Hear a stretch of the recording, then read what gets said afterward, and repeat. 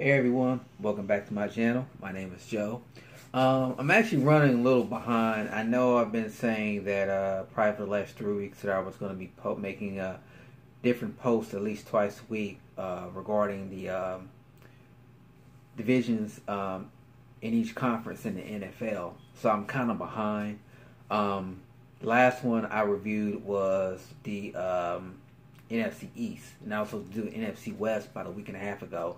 But I got a lot going on, personal things. My daughter's about to start school.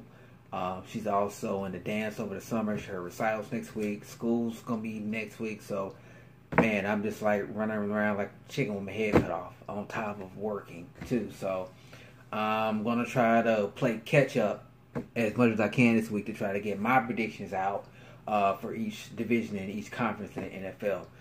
So, without further ado, let's go ahead and get started. So, the division I'm going to be doing a preview today is going to be the NFC West.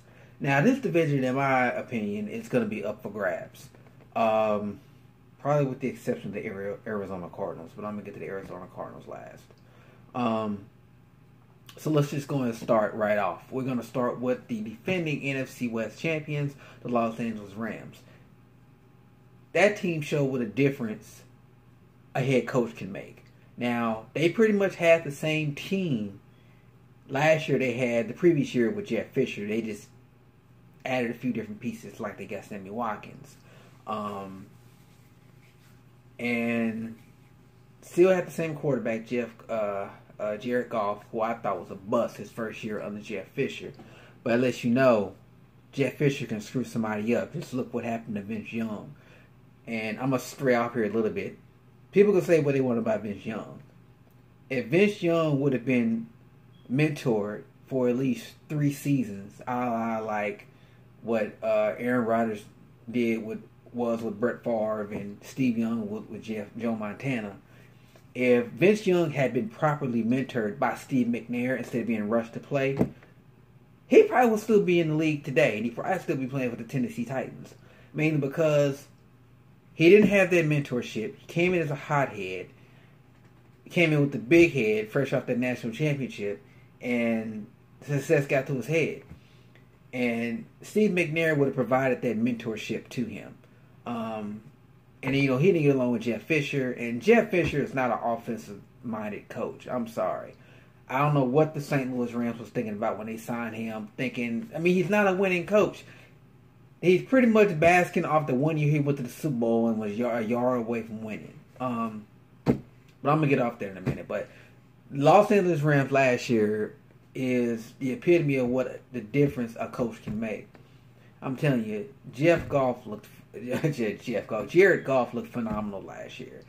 And a lot of it, too, had to do with Todd Gurley. It's just the offensive mind of Sean McVay. I'm telling you, I just hate that Tavon Austin, he's no longer there, and I'm going to get to what they lost here in a minute. But I just think he was just totally underused. But at the same time, I don't think he never really could fit into the NFL game. College is so different. And they brought him in as like, the Rams didn't know what to do with him. Fisher didn't know what to do with him. Hopefully Dallas knows what to do with him. But let's just get on right to who they lost. So, their losses, they lost Alec Ogletree in a trade, I believe, to the New York Giants. Sammy Watkins left in free agency to the Kansas City Chiefs. Tavon Austin was traded to the Dallas Cowboys. Tremaine Johnson was lost in free agency. I'm not for sure what team he went through. I should have researched that before I started my video. Additions. Oh, man, that defense is going to be something cold. In addition to having Aaron Donald on that offensive line, they're also going to have Ndamukong Suh. Then you got to think about the secondary. The secondary, they're going to have Aqib Talib, who they got in a trade, and Marcus Peters, who I'm still pissed about that Kansas City traded him. That defense, they're trying to win now, especially while their quarterback is cheap. They're in this mode. They're in this mode to win like right now. Then offensively, they got Brandon Cooks. They got him in a trade from New England. So you're going to have Robert Woods, Cooper Kupp, and Brandon Cooks. If they play anything they did last year, they're going to take the NFC West again. That's going to be a sick offense and a sick defense. Let's go here and take a look at them here real quick. Just so you can see on the depth chart. Now, remind you, this is just what it looks like on paper. Remember, everything doesn't always look good on paper. But we're just going to take a look at it. We're just going to go over it anyway. Sorry, I got a lot going on right here. Got a lot of alerts and stuff going up. Okay, so let's go ahead and take a look at this depth chart. Alrighty. Okay, so quarterback, you're going to have Jared Goff. Running back, of course, Ty Gurley, who just signed that massive extension. Wide receivers, you're going to have Brandon Cooks, Robert Woods, and Cooper Kupp. Tight end, you're going to have Tyler Higbee. Offensive line, still pretty solid. Andrew Whitworth, Roger Saffold, John Sullivan, Jamon Brown, and Rob Havenstein. Now, defense. The front line, you're going to have Michael Brockers and Ndamukong Suh. I think it's going to be a camp battle for the right defensive end.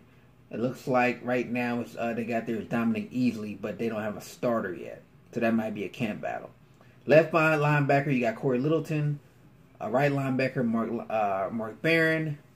Strong side linebacker, Samson. Upcom. Weak side linebacker, Matt Longcare. Cornerbacks. Secondary, as I was saying, Aqib Talib, Marcus Peters. Strong safety, Josh Johnson. Free safety, LaMarcus Joyner. This is a nice young team. And like I said, they're trying to win right now. So I'm just going to go ahead and say it.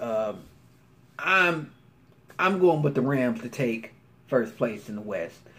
Even though I still haven't got to the other teams yet, but that's my pick. Now I'm going to go to the next is the Seattle Seahawks because they got second place. I'm going in the order of their division. They're finishing their divisions. Next is the Seattle Seahawks. In my opinion, they're going downhill. Seattle Seahawks is going downhill. I mean, the Legion of Boom pretty much is no more. The team and the defense has just been gutted. You got Earl Thomas sitting out because he wants more money and can't blame him. So let's just go over what they lost. They lost Michael Bennett in a trade to the Philadelphia Eagles. Richard Sherman was cut. Salary cap issues. He ended up going to the San Francisco 49ers, their rival. Paul Richardson left in free agency to go to the Washington Redskins. Cliff Averill was a cap casualty. He was cut. Sheldon Richardson was cut. And Earl Thomas, possibility, his mindset is pay me or trade me. Will he be on the opening day roster for the Seattle Seahawks? Time will tell. Additions. One more thing they lost. They lost Jimmy Graham. Jimmy Graham ended up signing with the Green Bay Packers. Additions. The only real notable addition they had was Brandon Marshall. Like I said, I mean, I never really was truly a Seattle Seahawks fan. And I'm still mind boggled by the Pete Carroll call on the 1 yard line when or was it the 4 yard line when they had when they played New England in the Super Bowl a few years back, and they instead of running it to Marshawn Lynch, they had Russell Wilson throw it and got picked off. I'm still trying, and ever since then they've been going downhill. So I'm still in my eyes trying to figure that one out. But you know, Pete Carroll ain't going nowhere. They're not gonna get rid of Pete Carroll. Took them to 2 Super Bowls back to back. They're not gonna get rid of Pete Carroll. So let's go ahead and take a look at their roster here real quick and see what they have. Honestly, and nothing against Russell Wilson, but they need a running attack. And they really haven't had a solid running game since Marshawn Lynch left. That's just my personal opinion. You still got Doug Baldwin, but you lost Richardson. Richardson could stretch the field. Doug Baldwin's just like your slot guy. Okay, so here you go. So quarterback, and I'm not gonna go over all the offensive line and everything like that. I'm just gonna kind of keep this short. Um, Quarterback Russell Wilson. Running back, you got Chris Carson and Rashad Penny. I guess that's gonna be a camp battle for first place. Fullback, you got Trey Madden. Wide receivers, you have Doug Baldwin, Tyler Lockett, and Jerron Brown. And while I'm thinking about it, I didn't even get to the I already got it on my additions. They got Jerron Brown. Jerron Brown was also one of the additions I forgot to add. He actually is the free agent signing from Arizona. Ed Dixon, former Baltimore Raven, is now the tight end there. Offensive line is still, yeah. Defense looks a lot different. Like I said, there's no more Legion of Boom. The only one that's probably still there, you still got Byron Maxwell. Earl Thomas is still, I don't know. We're gonna wait and see what happens. No, I mean this defense is totally gonna look different. I don't want to keep going because, like I say, I'm not really interested in Seattle. I don't think they're gonna do nothing this year. It's just now the next team I'm about to mention here now.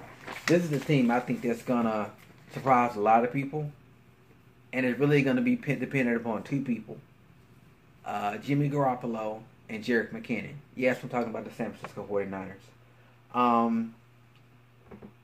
People are so much on the bandwagon of Jimmy G. His last five, when he came in and started the last 5 games, I believe they won them all. And then they gave Jimmy G that big, massive extension. Let's go ahead and see what they lost here. Now, let's see. They lost Elvis Dumerville to free agency. They lost Carlos Hyde to free agency. He signed with Cleveland. This next one, I'm still trying to figure out why they didn't re-sign him, but we all know why. Eric Reed, who also was part of the, I'm not going to call it anthem protest, just the protest. He is considered a top 10 safety in the league, and I still think he should be signed. Now, word is he's going to visit the Titans.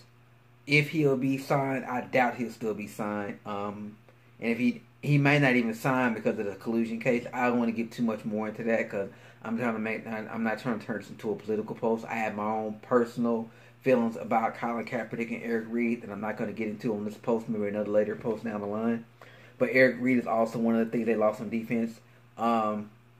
Additions, of course, I mentioned Jerick McKinnon. He was a free agency sign from Minnesota. I'm really looking forward to see what he can do in that Kyle Shanahan offense, catching those bubble screens out the backfield. And the guy's a bruiser. The guy can run. And then Richard Sherman, was cut by Seattle and he signed for San Francisco. Now he may not be available for their season opener because I believe he got hurt here in training camp. But we're gonna wait to see what happens. So let's go ahead and take a look at their roster here real quick, just so we can see what they look like on paper. Like I say, I think they're gonna be second place. I'm gonna wait to see.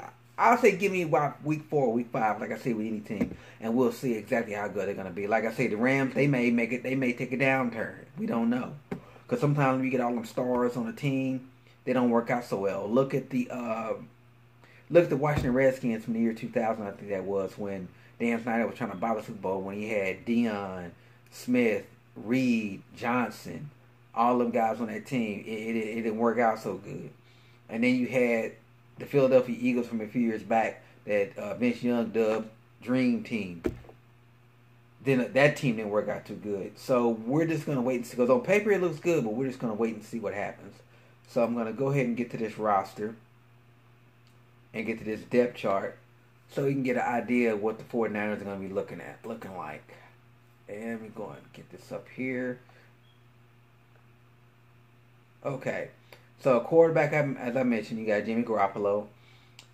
Running back, you're going to have Jerick McKinnon. Fullback, Kyle Juszczyk.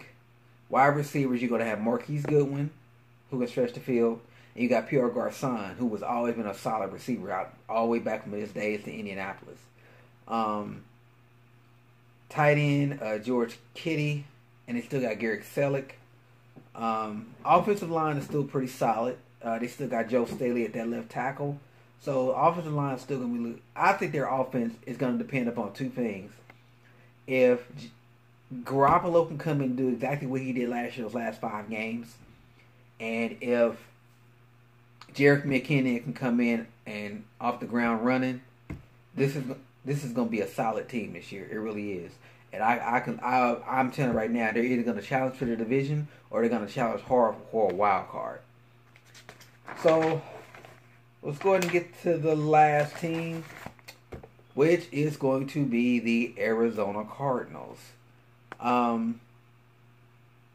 This is another team that's really going to be depending on quarterback play, but it may not. Quarterback play may not be that bad because you got David Johnson coming back from injury.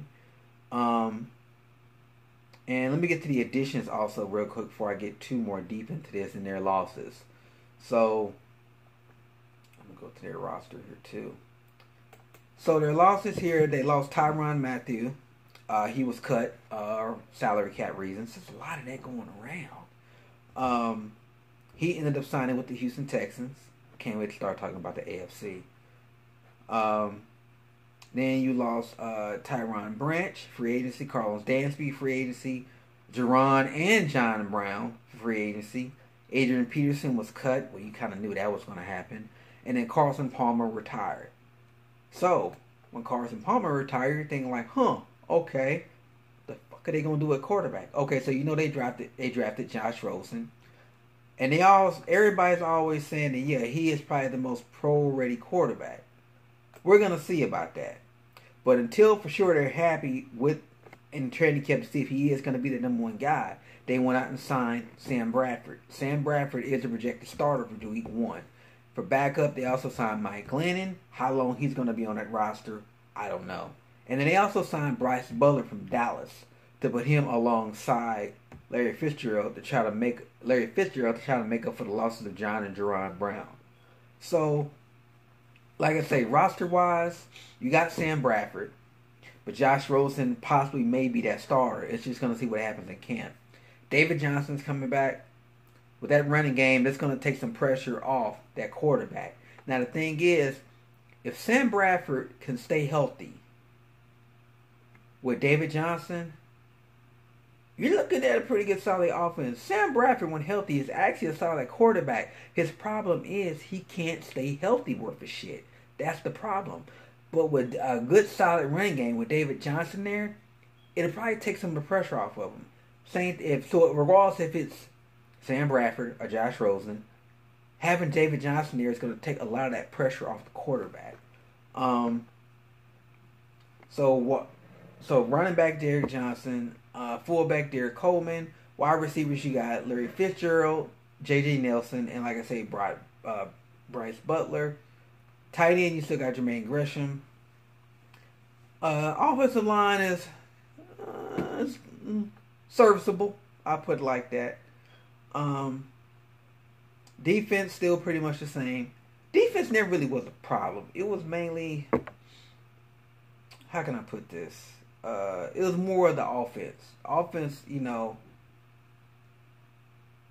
they kind of ran into the same problem the Browns had. With Browns, and I'll get to the AFC in a minute. Browns always had a good defense, but the offense worked shit. Last year, Arizona, in my opinion, had problems with offense. They had a few problems with defense, but it was mainly offense. So, just to wrap this up here real quick, my prediction is first place is LA Rams, second place San Francisco 49ers. I'm going to go out on a limb here. I'm going to say Arizona's going to finish third. I'm going to say Seattle's going to finish last. That's just my opinion. But like I say, this is actually an open division, and I wouldn't be surprised if somehow San Francisco shocks the hell out of everybody and upseeds the LA Rams. But that's just me talking. That may not happen, but we're going to see what happens. This division, like I say, it's really up for grabs. It can go either way, but it's going to come down between the Rams and the 49ers. That's just my personal opinion. But this is my review here on the NFC West. The next division I am going to be looking at here, and I'm probably going to be posting here very soon. I'm going to be posting on the NFC North. Minnesota, Green Bay, Detroit, and Chicago. And each one of them are going to be very interesting. And some coaching changes, changes at quarterback, additions. I'm telling you, this division is really about to be the black and blue division again. Or as Chris Berman used to say, the North division. But we're going to see. But like I say, stay tuned to my next NFL post. It's going to be sometime this week. I'm also going to be doing another post here shortly on the comic book and movie side. It's going to be about DC animation versus live action and why live action sucks. And for those of you, it's your first time on my channel, and I should have did this at the beginning. Ask Joe, TV, movies, TV, sports, and more. I'm going to talk about it all. Like I say, I try to stay away from the political side from it, but there can be some times I'm not going to be able to shut my mouth. I'm not going to be able to stay quiet. I'm going to come out and talk about it. But everybody, it's getting late. I got to get up and go to work in the morning. I got to get up and take my daughter to her dance camp early in the morning. It's her last week of dance camp before school. And like I say, I'll be making my next post, if not tomorrow, probably at the latest Tuesday. I plan on doing at least 2 or 3 of these NFL posts a week so I can get caught back up. I'm trying to have all these done before the end of the preseason. Alrighty, that's it. Be sure to hit that subscribe button, like my post, share, and I'll talk to y'all later.